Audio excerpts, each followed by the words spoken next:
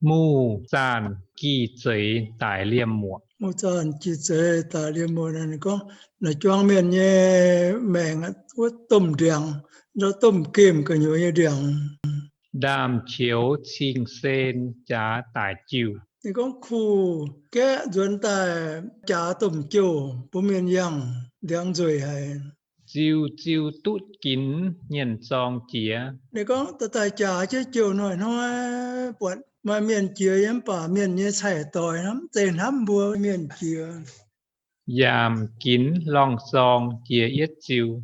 Bọn ta lọ bùa tao chia dùn. Mai bùi nhẹ tỏi chía tài. Mà bữa tối chia cũng chia mi lọ thì tao hắm chia tài lọ bùa.